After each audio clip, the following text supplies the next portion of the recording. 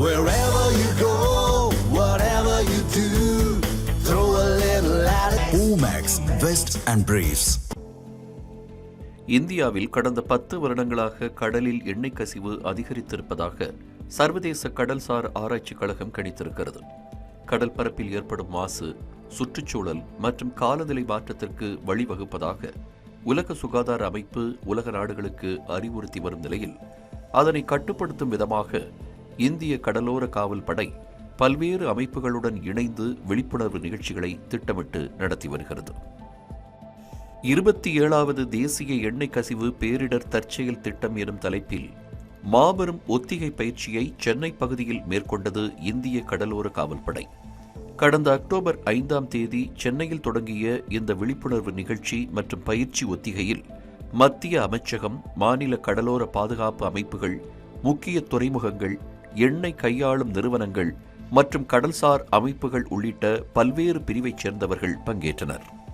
கடலோர காவல் படையின் ஷௌரியா ரோந்து கப்பல் மூலமாக சென்னை துறைமுகத்தில் இருந்து 7 நாட்டில்கல் மைல்கள் கடலுக்குள் கடலோர காவல் படையின் ஒத்திகையில் கடலின் சுற்றுச்சூழலுக்கு சீர்கேடு விளைவிக்கும் விதமான எண்ணெய் கசடுகள் எதிர்பாராத விதமாக கடலில் விழ நேர்ந்தால் அந்த கசடுகளை அகற்றும் செயல்முறைகள் விளக்கி காண்பிக்கப்பட்டன.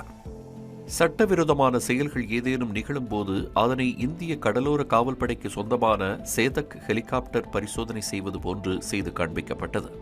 அதனைத் தொடர்ந்து கடலில் சுமார் 10 நாட்டிக்கல் மைல் தொலைவில் எண்ணெய் கசிவு நிகழ்ந்த இடங்களில் பல்வேறு விதமான தொழில்நுட்பங்கள் பயன்படுத்தப்பட்டு கடலின் மேற்பகுதியிலிருந்து எண்ணெய் முழுவதுமாக அகற்றப்படும் ஒத்திகை நடைபெற்றது. கடற்பரப்பில் தேங்கியுள்ள எண்ணெய் கழிவுகள் அனைத்தும் அதனை உறிஞ்சும் இயந்திரம் மூலமாக அகற்றப்பட்டது. கடல் பரப்பில் கொட்டியிருக்கும் எண்ணெய் படலங்கள் மற்ற இடங்களில் பரவாதவாறு ரப்பர் பூம் மூலமாக கட்டுப்படுத்தப்பட்டது. அடுத்தபடியாக கடலில் பரவியுள்ள எண்ணெய் படலங்கள் குறித்து இந்திய கடலோர காவல் படையின் டார்னியர் விமானம் மூலமாக கண்காணிக்கப்பட்டது. மேலும் கடலில் தீப்பிடித்து எரிந்து கொண்டிருக்கும் கப்பலில் இருந்து பிளார்கன் உதவியுடன் பிரச்சினை குறித்து தகவல் தெரிவிக்கப்பட்டு உடனடியாக கப்பலை நெருங்கிய கடலோர காவல் படை கப்பல்கள் தண்ணீர் மற்றும் தீயணைப்பு போம்களை தெளித்து தீயை கட்டுக்குள் கொண்டு வந்தன. அதேபோல் தீப்பிடித்த கப்பலுக்கு உதவி அளிக்க வேண்டி கப்பலில் சேதக் ஹெலிகாப்டர் மூலமாக ட்ரை கெமிக்கல் பவுடர், அதாவது டிசிபி பேக் விடப்பட்டு தீ கட்டுக்குள் கொண்டு வரப்பட்டது. கடலில் வானிலை மோசமான சூழலில் கப்பல்கள் அலையினால் தூக்கி வீசச் செய்யும். அப்போது கடலில் விழும் மாலுமிகளை காப்பாற்ற இந்திய கடலோர காவல்படை விரைந்து செயல்பட வேண்டியிருக்கிறது. இந்த சூழலில்தான் அதிவேகமாக பயணிக்க வேண்டி இந்திய கடலோர காவல்படையின் டார்னியர் விமானம் பாதிக்கப்பட்டோரை கவன ஈர்ப்பு புகை மூலமாக கண்டறிந்து லைஃப் கிராஃப்ட் எனப்படும் பாதுகாப்பு உபகரணத்தை வீசியது. அதேபோல இந்த சிறப்பு ஒத்திகையில் பங்கேற்பதற்காகவே இந்திய விமானப்படைக்கு சொந்தமான சார்லி 1308 ஹெர்குலஸ் விமானம் மேற்கு வங்கத்திலிருந்து வருகை புரிந்து கடல் பாதிப்பில் இருந்தவர்களுக்கு லைஃப் கிராஃப்ட் உபகரணத்தை வீசியது. இது மேலும் சுவாரஸ்யத்தை கூட்டியது. இந்திய கடலோர காவல்படையின் இயக்குநர் ஜெனரல் பரமேஷ் சிவமணி இந்த பயிற்சியினை பார்வையிட்டு மதிப்பீடு செய்தார்.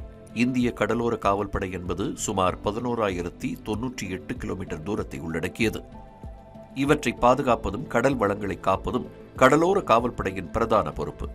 இந்திய ராணுவத்தின் ஒரு அங்கமாக இருக்கும் இந்திய கடலோர காவல்படையின் இந்த மெய்சிலிர்க்கச் செய்யும் ஒத்திகை நிகழ்வுகள் அவ்வப்போது இந்தியா மட்டுமல்லாமல் பல்வேறு நாடுகளில் கடல் பயணங்களை இனிமையாக்கி வருகின்றன. கடல் பகுதிகளில் சூழும் ஒரு சொட்டு எண்ணெய் என்பது 1 கிலோ பிளாஸ்டிக் கழிவுகளுக்கு சமமாகும். எனவேதான் அதனை கட்டுப்படுத்தும் மற்றும் அகற்றும் நிகழ்வுகளில் இந்தியா பல்வேறு முயற்சிகளை செய்து வருகிறது.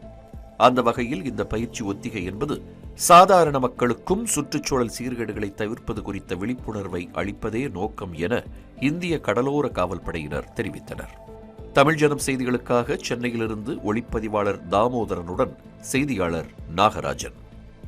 Wherever you go, whatever you do, throw a little at it. Omax, Vest and Briefs.